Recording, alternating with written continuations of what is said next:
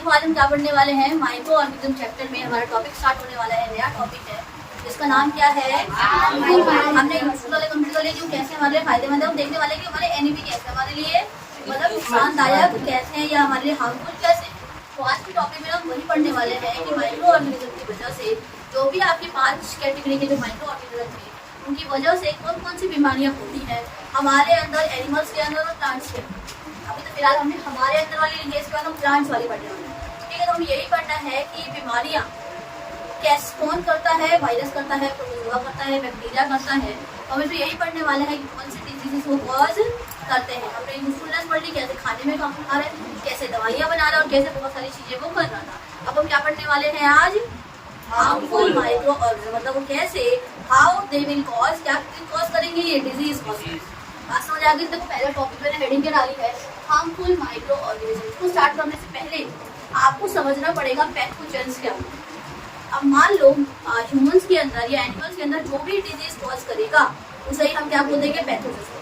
मान लो मुझे बैक्टीरिया की वजह से कोई बीमारी हो गई तो बैक्टीरिया क्या है मेरे लिए, पैथोजेन। मान लो मुझे वायरस की वजह से कोई बीमारी हो गई तो वायरस मेरे लिए क्या है, मान लो आपको फंजाई की वजह से कोई बीमारी होती है तो फंजाई क्या है। तो मतलब कि ऐसे माइक्रो ऑर्गेनिज्म जो क्या कॉज करते हैं बेटा, डिजीज कॉज करते हैं। तो डिजीज कॉजिंग माइक्रो ऑर्गेनिज्म को हम क्या बोल देते हैं, पैथोजेंस बोल देते हैं। अब एक वेक्टर वर्ड भी आता है, यहाँ लिखा नहीं है लेकिन इसके अगले टॉपिक में वेक्टर ही पढ़ना है। पर यही वेक्टर क्या होता है, जो कैरी करे डिजीजेस को अपने साथ। वेक्टर मतलब कैसे, मक्खी को देखा है आपने, मैंने आपको एग्जांपल दिया था कि मान लो गांव में सैनिटरी कंडीशन अच्छी नहीं है तो वहाँ पे वॉशरूम वगैरह नहीं बने पड़े तो लोग कहाँ जाते हैं, फील्ड वगैरह में जाते हैं पॉटी वगैरह करने के लिए। अब मान लो वहाँ पे जाकर वहाँ मक्खियाँ बैठी उसके ऊपर, तो मक्खी ने किससे काम करा, वेक्टर काम करा ना, कि एक जगह से दूसरी जगह बीमारी फैलाने वाले को हम क्या बोल देते हैं, जो नहीं क्या है वेक्टर। मॉस्किटो भी क्या है ऐसी, मक्खियाँ भी क्या है सारी। तो मोस्टली जो इंसेक्ट होता है ना बेटा वो क्या होते हैं, वेक्टर होते हैं। वेक्टर और पैथोजेंस में डिफरेंस समझ आया। पैथोजेंस जो डिजीज कॉज करते हैं, वेक्टर कौन, जो पैथोजेंस को अपने साथ लेकर आते हैं या इधर से उधर करते हैं। बात समझ आ गई थी। तो पैथोजेंस में क्या डेफिनेशन देखो, डिजीज कॉजिंग माइक्रो ऑर्गेनिज्म। तो पैथोजेंस क्या कहते हैं, the disease causing micro organism is called pathogens. अब मैंने अगला लिखा है पैथोजेंस है ना हमारे बॉडी के अंदर कैसे एंटर होते हैं। मान लो बैक्टीरिया है, वायरस है, फंजाई है, प्रोटोजोआ है, कुछ भी आपकी बॉडी के अंदर कैसे एंटर करेंगे, कुछ तो कारण होंगे एंटर करने के, कुछ तो तरीके होंगे। तो सबसे पहला तरीका क्या है, एयर वी ब्रीथ। जो भी हवा हम सांस लेते हैं उसके थ्रू हमारे अंदर आ सकते हैं। मान लो इस एयर में बैक्टीरिया वगैरह हो, जो आप वैसे भी माइक्रो ऑर्गेनिज्म क्या दिखते हैं किसी को, किसी के नेक्ट आई से नहीं ना। तो अगर आपने मान लो हवा के साथ अंदर ले भी लिया तो क्या आपको पता लगेगा, नहीं लगेगा ना।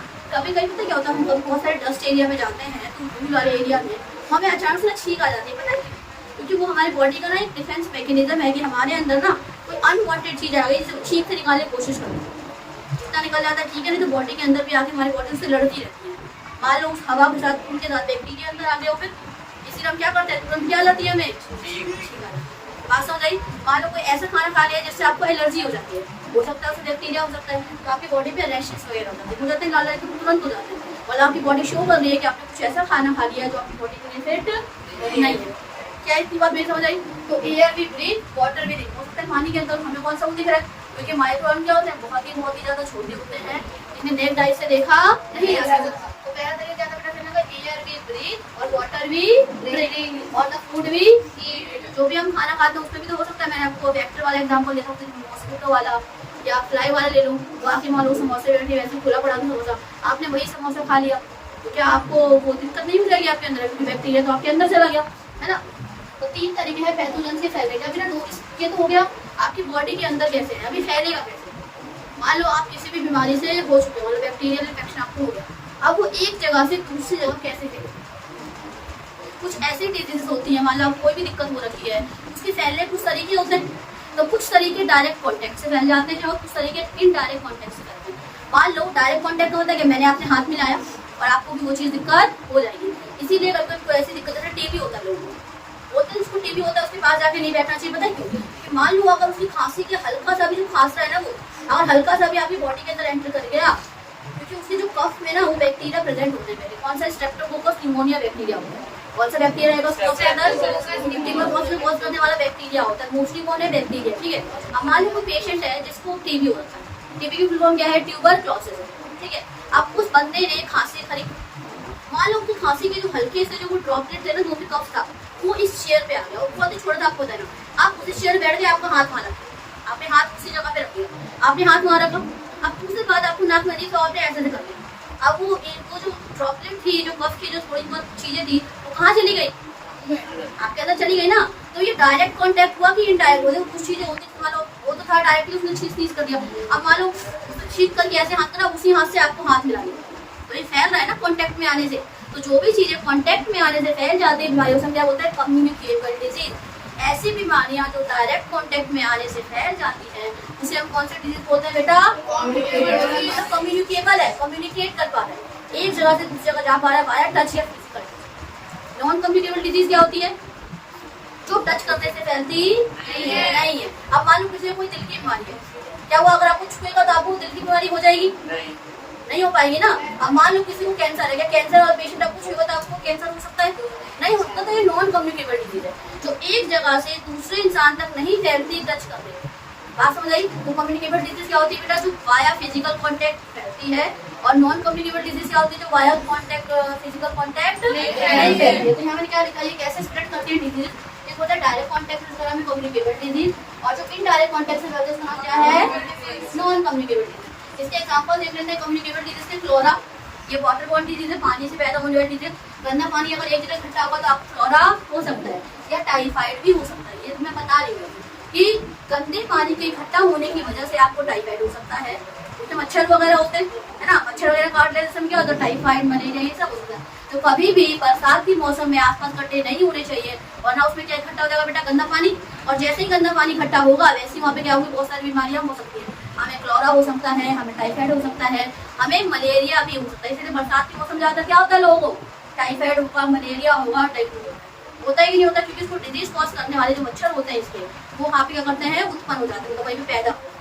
ठीक है, क्या क्या डिजीज होती है कम्युनिकेबल? देखो क्लोरा है, कॉमन कोल्ड है, सर्दी जुकाम। घर में किसी एक को अगर खांसी वगैरह होती है, जुकाम वगैरह, घर में हर मेंबर को हो जाती है। पता नहीं वाली बात होता होगा ना। देखो मान लो मुझे सर्दी या जुकाम हुआ, तो मेरे घर में ना कुछ दिन बाद सबको जाएगा, मेरा ठीक हो जाएगा, किसी और को पकड़ लेगा, उसका ठीक होगा, किसी और को पकड़ जाएगी। मान मेरा छींका, मैंने किसी को टावल वगैरह मुझसे पूछा, अब उसी टावल से करके किसी और मेंबर ने इस्तेमाल किया, तो मेरे अंदर के जो बैक्टीरिया जो भी कफ वगैरह था, किसके अंदर चला गया? मेरे दूसरे मेंबर के अंदर, फैमिली के। अब तो वो ऐसे करते करते क्या कर जाएगा बेटा? वो स्प्रेड कर जाएगा। बात समझ आ गई?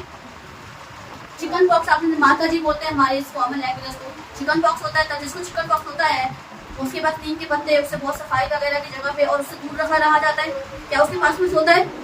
क्या उसकी थाली में कोई खाना खाता है? उसको नहीं खाता ना। सब कुछ क्या कर देते हैं? बिल्कुल अलग करते हैं। मतलब ये भी क्या है? कम्युनिकेबल डिजीज है। मतलब कॉन्टेक्ट में आने से क्या कर जाएगी? ये फैल जाएगी। उसके लिए एकदम अलग कमरा या अलग एक स्पेस दे देते हैं कि आपको यहीं पे रहना है। बिल्कुल साफ सफाई की जाती है, टाइम टू टाइम से नीम के पत्ते रखे जाते हैं, क्योंकि नीम के पत्तों से ना खुजली कम होती है। आप समझ आ रही है? टीबी हो गया, देखो मैंने बताया था, टीबी को क्या बोलते हैं? ट्यूबरक्लोसिस। यहाँ पे देखो एक साथ ही मैंने रेड और ब्लू से लिख दिया क्योंकि यहाँ पे यू मिसिंग हो गया। ट्यूबरक्लोसिस, क्लोसिस है लेकिन पढ़ते क्लोसिस, ट्यूबरक्लोसिस। ठीक है। अब non communicable heart disease, respiratory disease और कैंसर, ये सब डिजीजेस कैसी हैं? Non communicable. रेस्पिरेटरी में ना सारी डिजीज नहीं, कुछ डिजीज ऐसी हैं जो नॉन कम्युनिकेबल। कैसे है वो? किसी को अस्थमा है, क्या अस्थमा उसको फैल जाएगा, किसी और पे नहीं होता है। अस्थमा रेस्पिरेटरी डिजीज है, लेकिन क्या अब जैसे ट्यूबरक्लोसिस भी रेस्पिरेटरी डिजीज है, मतलब रेस्पिरेटरी सिस्टम से रिलेटेड डिजीज है। तो क्या वो फैलता है? हाँ वो फैलता है। तो रेस्पिरेटरी डिजीज में सारी नहीं होती, कुछ कुछ होती है। मान लो अस्थमा को ले लो, क्या अस्थमा किसी बंदे को है, सांस लेने की किसको दिक्कत हो रही है, तो क्या वो छूने से किसी और बंदे को पहुंच जाएगी? तो ये कैसे डिजीज है? Non communicable. अब मैंने कुछ डिजीज, वायरस कौन कौन से डिजीज कॉज करता है, बैक्टीरिया कौन से करता है, प्रोटोजोआ कौन से करता है, और फंगस कौन से करता है। इतनी बातें क्लियर। वायरस का मैंने आपको बता दिया था, हेपेटाइटिस करता है, ठीक है, पोलियो डिजीज कॉज कर देता है, ये सारी चीजें आपको ये समझते हैं।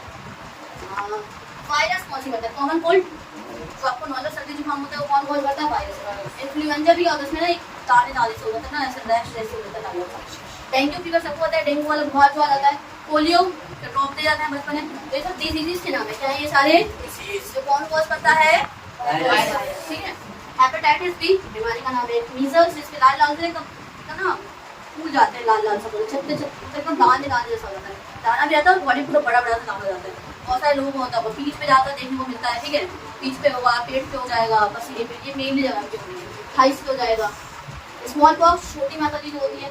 रेबीज जो किसी कुत्ते बीमार कुत्ते काटने से हो जाता है, जैसे कोई पागल कुत्ता वगैरह अगर काट ले बेकार, वो हमारा कुत्ता तो पार्ट क्या होता है, रेबीज हो जाता है। क्या हो जाता है, तुरंत इंजेक्शन लगवाने जाते हैं टेटनस का, तुरंत इंजेक्शन लगता है, फिर उसी ठीक हो जाता है।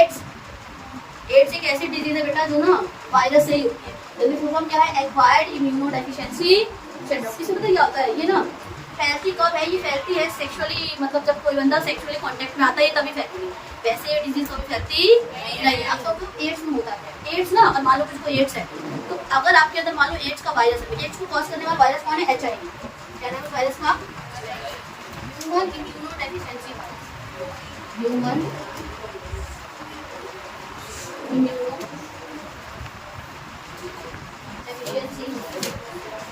ये वायरस है जो कॉज करता है एड्स। तो होता क्या, मान लो किसी के अंदर HIV वायरस एंटर कर गया, 5 साल का था बच्चा, वालों कोई लड़का है तो 5 साल का, ठीक है।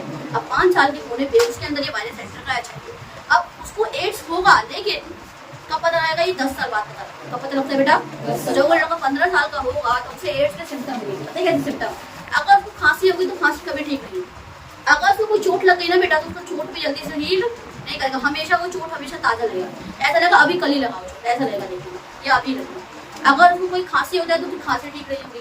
इसीलिए अगर किसी को एड्स हो जाता है तो उसे हर बीमारी से बच, क्योंकि ना उसके अंदर का जो इम्यून सिस्टम है वो कैसा हो जाता है, वीक हो जाता है। कैसा हो जाता है, वीक हो जाता है। इतनी बात समझ आ गई, ठीक है। पता लगता है 7 से 10 साल बाद, और फिर उसके बाद जैसे श्योर होगा, क्योंकि ना सिम्टम दिखेगी नहीं, तुम टेस्ट भी कराओगे ना HIV वगैरह तो क्लियर ही नहीं आएगा इसको एड्स है कि नहीं, क्योंकि पता लगता है, क्योंकि पूरी तरीके से उस सिम्टम को मरने के लिए या शो करने के लिए पूरे 10 साल लगते हैं। 5 साल पे आप में वो वायरस आया, लेकिन पता कब लगेगा, 7 से 10 साल कि आपको एड्स हो चुका, ठीक है। बैक्टीरिया से कौन कौन सी डिजीज होती है, टाइफाइड जैसे मैंने आपको बताया था, flora, tuberculosis, anthrax, tetanus, food poisoning. Food poisoning क्या होती है, जब खाना खराब हो जाता है, इसकी वजह से बैक्टीरिया वगैरह की वजह से खाना खराब हो जाता है, तो उसे क्या बोलते हैं बेटा, फूड पॉइजनिंग बोलते हैं। डिप्थीरिया और प्लेग, प्लेग एक बहुत बड़ी महामारी फैली थी प्लेग की, लोग बुखार, सर्दी, बहुत बुरी हालत हो गई थी, लोग उससे मर भी रहे थे। अब तो उसका इलाज है, इसलिए लोग उससे नहीं मरते। तो ये कुछ ऐसी डिजीज है जो कौन कॉज करता है, बैक्टीरिया। प्रोटोजोआ मलेरिया, काला आजार, एमोइड, काला आजार एक बीमारी, ठीक है, इसमें फीवर आता है लोगों को, ठीक है, क्या होता है इसमें फीवर आता है, बहुत ही ज़्यादा हाई फीवर आता है, ठंड भी बहुत ज़्यादा, ठीक है। एमोइबिक टाइफाइड, पेट में दिक्कत हो जाती है, पेट में क्या हो जाती है, बहुत ज़्यादा दिक्कत हो जाती है। स्लीपिंग सिकनेस मतलब नींद वाली दिक्कत जो मैंने आपको बताई थी, तो ये वो डिजीज है जो कौन कॉज करता है, प्रोटोजोआ करता है। कौन करता है, आपको बेटा ये याद होनी चाहिए कौन सी डिजीज कौन कॉज करता है, ठीक है। इधर देखो, फंजाई कौन कॉज करता है, रिंगवॉर्म कौन करता है, फंजाई क्या, रिंगवॉर्म। रिंगवॉर्म में तुम देख रखा होगा हमारे यहाँ पे अंडरआर्म के अंदर ऐसे गोल गोल सा हो जाता है, अरे ऐसे कुछ ऐसे सर्कल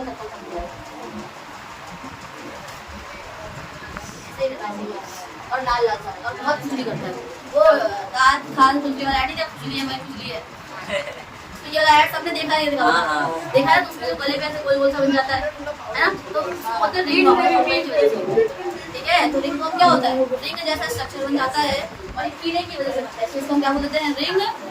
अरे सबने पोएट है, कोरोना किसमें आता है, कोरोना आता है, ये देखो अपने जेनेटिक पार्ट में कुछ निकल आता है, तो वहाँ पे भी हो सकता है, ठीक है। तो फंजाई से कौन सी डिजीज होती है बेटा, समझ आ गया, ठीक है। इसके बाद हम कौन सा टॉपिक पढ़ेंगे, अगला इसके आगे प्लांट डिजीज।